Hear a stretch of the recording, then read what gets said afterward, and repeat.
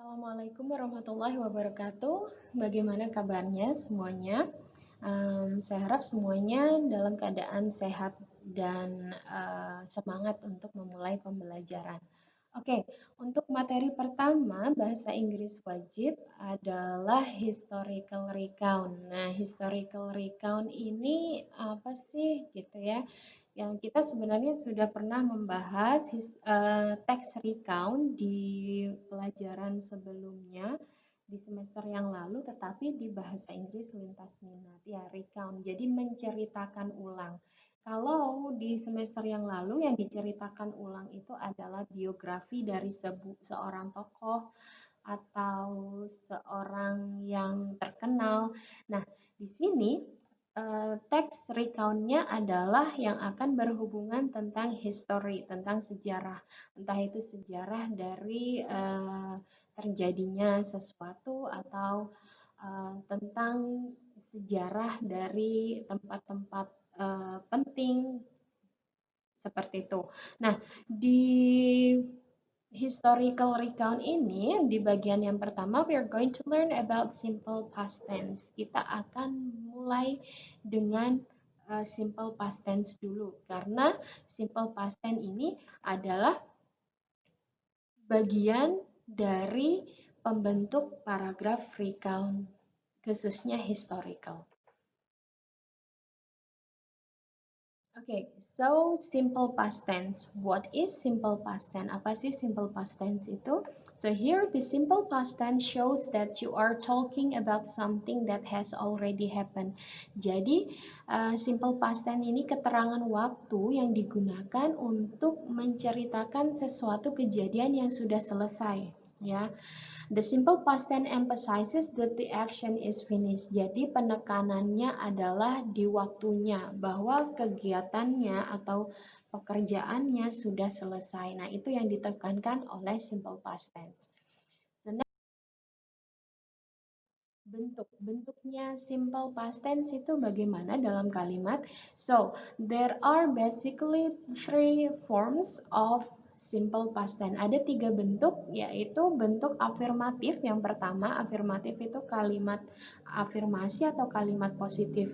Nah, di kalimat positif ini kita akan menggunakan subjek, verb kedua, kemudian objek.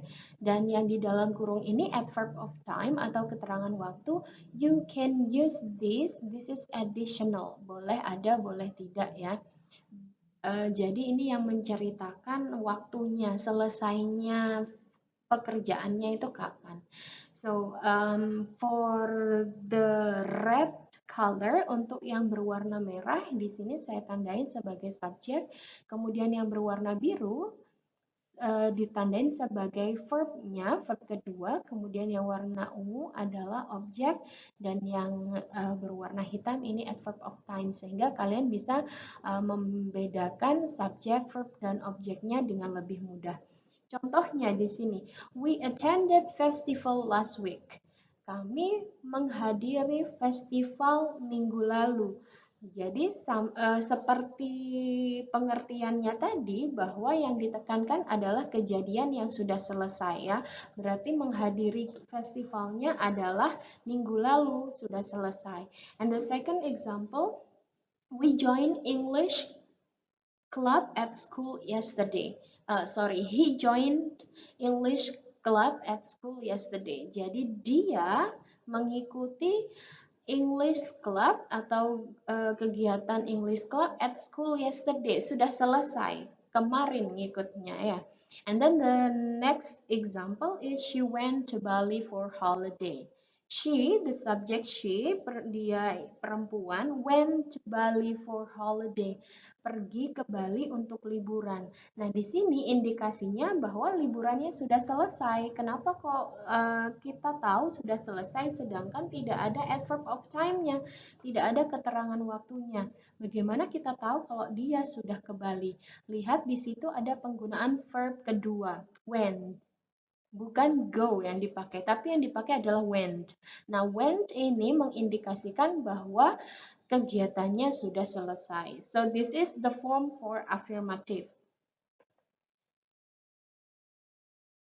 Ya.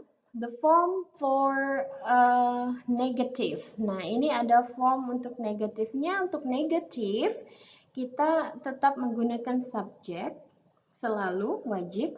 And then kemudian kita tambahkan did not. Karena ini negatif ya, membentuk kalimat menjadi negasi. Jadi kita perlu menambahkan did not. Did plus not. Ini bisa digabung menjadi didn't biasanya. Kemudian verbnya di sini tidak menggunakan verb kedua lagi, tetapi berubah menggunakan verb pertama. Dan setelahnya kita pakai objek, kemudian adverb of time. Sorry, I made a mistake di situ, ada kesalahan ya. Adverb of time untuk penulisan. And adverb of time sama penggunaannya adalah optional, boleh ada, boleh tidak. Look at the examples. Coba lihat contohnya. Arini didn't attend my birthday party last night. Jadi ada kegiatan yang sudah selesai, yaitu birthday party. Kapan selesainya? Semalam ya. And then Arini did not attend. Nah, ternyata Arini ini tidak menghadiri ulang tahun semalam. So this is has finished. And then the second is last Monday. Nah, di sini adverb of time-nya diletakkan di depan. And this is not a problem. Ini tidak masalah ya. Last Monday, kemudian koma, we did not come to the opening ceremony. Kita tidak menghadiri upacara pembukaan dari suatu event.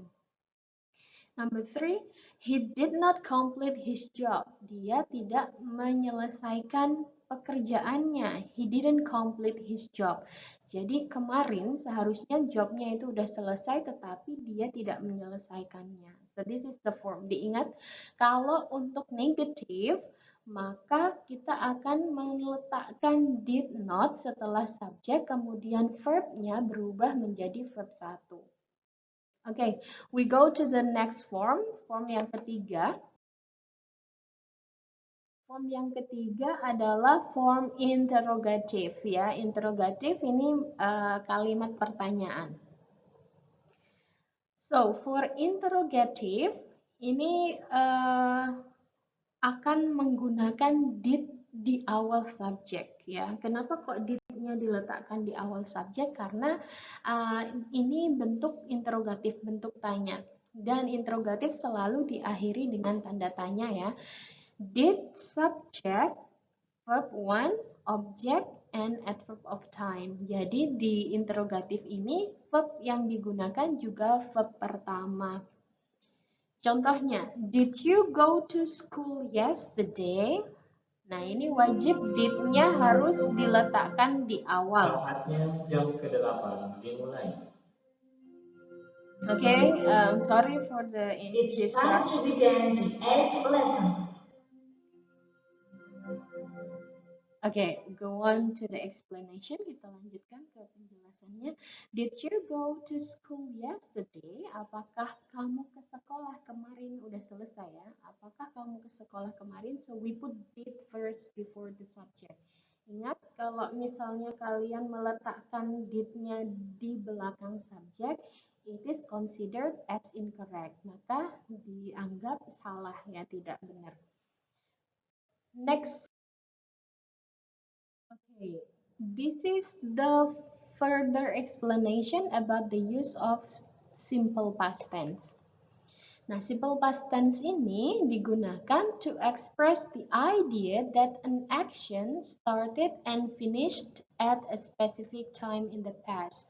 Nah, jadi mengekspresikan ide atau kegiatan yang dimulai dan selesai di specific time, di waktu yang spesifik, seperti contohnya yang tadi yesterday, last week, last night. Nah, itu adalah specific time-nya, waktu yang spesifik.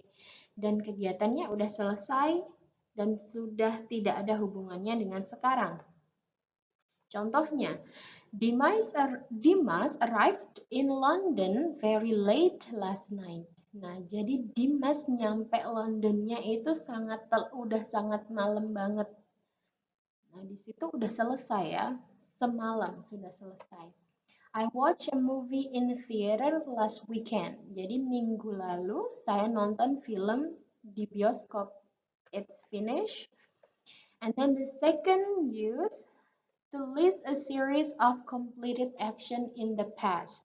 Jadi untuk menceritakan runtutan acara yang sudah selesai di masa lalu. Jadi acara apa aja yang sudah kalian kerjakan, lakukan. Contohnya di sini adalah Susan bought a book, went home, and started to read it straight away.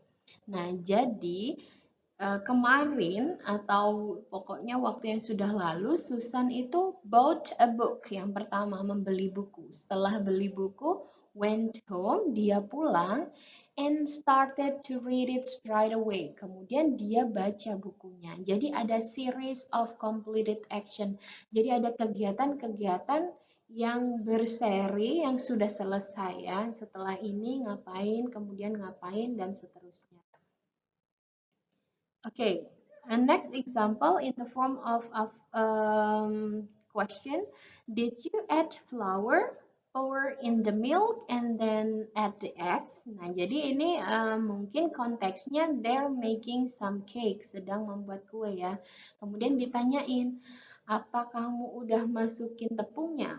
Terus udah masukin susunya, kemudian masukin telurnya. Jadi ini series of action. Jadi ada urutannya dulu. Tepungnya dulu, baru susunya, kemudian telurnya. Next, to describe a habit which stopped in the past. It can have the same meaning as used to. Nah, jadi ini adalah habit atau kebiasaan di masa lalu. Kemudian selesai dan tidak berulang lagi. Misalnya nih, saya dulu hobinya berenang. Tetapi sejak tahun 2019 saya berhenti berenang. So, this is a habit. Jadi ini yang disebut habit atau kebiasaan. Dulu sering saya kerjakan, tetapi sekarang sudah tidak lagi. Contohnya di sini. When I was a kid, I used to eat a lot of chocolate every day. Nah, ketika saya masih kecil, saya terbiasa makan coklat setiap hari. Nah, kebiasaan ini tapi sudah selesai, sudah berhenti ketika when I was not longer a kid, ketika saya tidak lagi menjadi anak-anak. Nah, kita bisa pakai used to di situ sebagai kata kerjanya. I used to ride a bicycle to go to school, but now my father give me a ride. Nah, kebiasaannya dulu ketika berangkat ke sekolah adalah berkendara, naik sepeda ya. Tetapi sekarang ayah saya gives me a ride, membonceng saya, mengantarkan saya ke sekolah. Jadi ada kebiasaan yang sudah berubah. Okay, the fourth use, kegunaan yang keempat adalah the simple past tense can be used with a duration which start and stops in the past.